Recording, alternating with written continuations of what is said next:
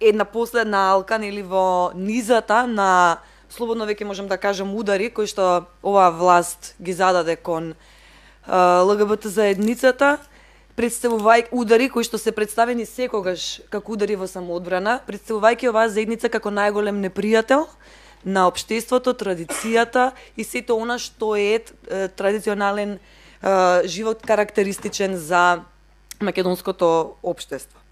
Во таа смисла, тука некаде би започнале со 2010 година, кога се носеше законот за спречување и заштита од дискриминација. Веројатно сите се сеќавате дека сексуалната ориентација и родовиот идентитет беа избришани од предлогот кој беше даден од страна на работната група и истиот беше усвоен во форма која што опфаќа 19 основи, но не и сексуалната ориентација. Она што е интересно е дека токму тогаш, во 2010 година, оние кои што го бранеа законот во формата во која што го имаме денес, велеа дека тоа е начин да се заштитат од можно идно барање за истополови бракови и посвојување на деца од страна на истополови брачни партнери. Значи, уште тогаш прашањето за бракот беше наметнувано во рамки на закони кои што воопшто не го третираат бракот, ниту вонбрачната заедница, ниту семејството, ниту семејниот живот. Од тогаш до сега законот е за жал во иста форма, игнорирајќи ги сите од тогаш до сега секоја година забелешките на Европската комисија, која што во своите прогрес репорти постојано кажува дека законот не е во согласност со правото на ЕУ, затоа што дискриминацијата врз основа на сексуалната ориентација е изоставена. Истовремено е можеби е важно да се спомене нешто што може и сме го понекогаш го забораваме, а тоа е во 2012 комитетот на ЦЕДАВ повторно изрази загриженост поради, и сега цитирам, неуспехот државата експлицитно да ја забрани дискриминацијата врз основа на сексуална ориентација и родов идентитет, откако истата се обврзала да го направи тоа на универзалниот периодичен преглед во 2009 година. Долго време се зборуваше за овој закон, прашањето на недискриминација беше едно од клучните прашања, политички барања на ЛГБТ заедницата. Заведнаш потоа да бидеме соочени со нови предизвици, кои што најмногу го опфаќа проблемот со говорот на омраза и насилството, кое што почна сериозно да се зголемува, веројатно право пропорционално со зголемувањето и на видливоста и на некаква артикулација внатре во самата заедница. Коалицијата имаше предложено во Собранието на Република Македонија декларација за осуда на говор на омраза насочен кон маргинализираните заедници, два неуспешни обеда да протуркаме усвојување на една ваква декларација која што не е ни обврзувачка, представува само едно голо покажување на политичка волја, политичка добра волја за справување со овој проблем. За нас беше тоа важно затоа што сметавме дека токму тоа покажување на политичка волја ја охрабрува заедницата од една страна и го намалува ризикот од она што тогаш го гледавме тенденција на зголемување на говорот на омраза, особено хомофобичниот говор на омраза. Како што кажав, два пати неуспешно. За жал, она што следеше после таа јавна расправа и обидот пратеникот Иван Величковски да предложи декларацијата во Собранието, резултатот од тоа беше да Собранието во еден момент стане и медиум од кој што се артикулираат хомофобични реторики. Таа иста институција која што треба да ги штити овие луѓе, оваа заедница. Хелсиншкиот комитет, ранее ти може би повеќе за тоа, ако некој се интересира, може да одговориш, но поднесе иницијатива до Уставниот суд за поведување на постапка за оценување на уставноста на член 94 без став 3 од Законот за семејство. Коалицијата уште во 2009 го посочи овој член како проблематичен, затоа што во него личните блиски односи се дефинираат како блиски лични односи меѓу лица од различен пол, кои се или биле во партнерски односи, а не живеат во вонбрачна заедница.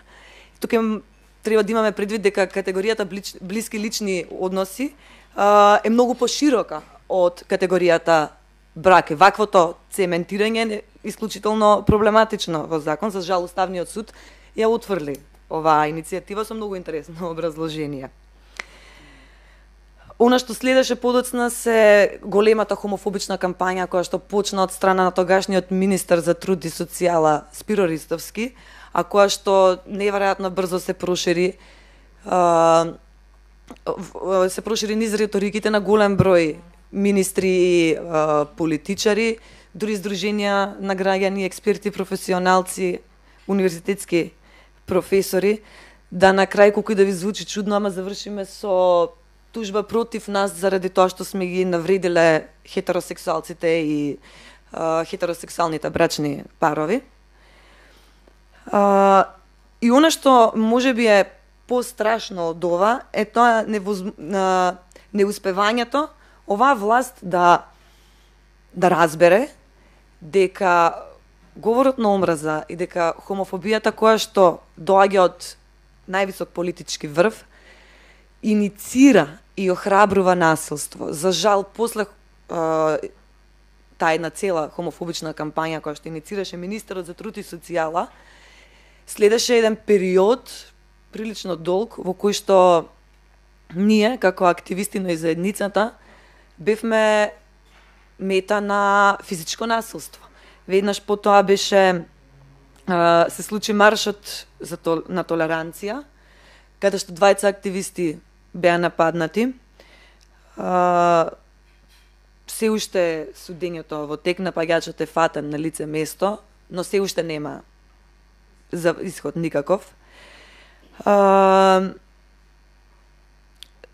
Исто така активистите кои го спроведуваа, ЛГБТ активистите кои спроведуваа некакви помали акции во Битола и Тетово, беа нападнати. Во Тетово воопшто не смеевме да влеземе, мислам, јасно добивме закани детален опис за тоа што ќе ни се случи доколку дојдеме ја изведеме акцијата во Тетово. Во Битола не бевме предупредени, па можевме да го почувствуваме на грб. Она што е жално е што неколку месеци работа во тие градови едноставно пропадна, затоа што буквално половина година после тие случувања јас и пар луѓе не можевме да стапнеме во тие градови, особено Тетово. Билбордите кои што беа на некој начин да се промовираат одредени права на оваа заедница, беа уништени, а промотивниот материјал во Битола исто така не беше одземен и изваден од јавниот простор. За шлагот на се да биде отварањето на ЛГБТ и Центарот за поддршка, кој што од денот на отварање до последниот ден беше непрестојно неколкократно вандализиран, кршен, на крај обид да биде спален, кој што беше последниот удар на тој мал простор кој што го имавме тука баш во чаршијата. Токму и во тој простор за прв пат се одржа недела на гордоста во Скопје, каде што на самото отварање на кое што присуствуваа 30 на луѓе од прилика, бевме нападнати. Делот, мислам дека тоа е тоа што се гледа така во видеото. Година и нешто од тогаш никаков исход. Напаѓачите не се фатени, иако истите беа на еден чекор од полицијата. Полицијата беше околу самото место. Година и нешто после тоа јас ги знам имињата на напаѓачите, полицијата не ги знае, иако тие луѓе никогаш во животот не сум ги сретнала, можам да ви ги изрецитирам. И она што, зошто ми сметав дека е ова битно? Сметам дека е битно затоа што е во еден ваков контекст на кој што сите ние сме сведоци, а и ако нешто значи меѓународната заедница го потврдува. Значи во една ситуација на нефункционирање на постоечките механизми за заштита од насилство на оваа заедница и воопшто непрепознавањето на насилството од омраза пред се врз основа на сексуална ориентација и родов идентитет како сериозен општествен проблем. Во контекст кога говорот на омраза е неказнив, напротив понекогаш се промовира или се толерира, Во ситуација кога во нашето образование се уште постојат хомофобични содржини во учебниците, кога стигмата кон ЛГБТ луѓето е засилена се повеќе и повеќе во медиумите, а во контекст кога Македонија неколку години поред е на дното на листата или на мапата на ИЛГА Европа во однос на правата на ЛГБТ заедницата, најслаба во регионот и една од најслабо оценетите во Европа, ете во таков контекст нашата влада ги игнорира сите овие прашања и решава да ја заштити македонскиот народ од злото кое што безмалку јуриша кон освојување на сето она што е традиција и сето она што е свето во оваа држава, иако, ова за крај, досега ниту самата заедница, ниту било која организација која што говори во име на заедницата не застапувала барање за брак, за истополови бракови или за посвојување на деца.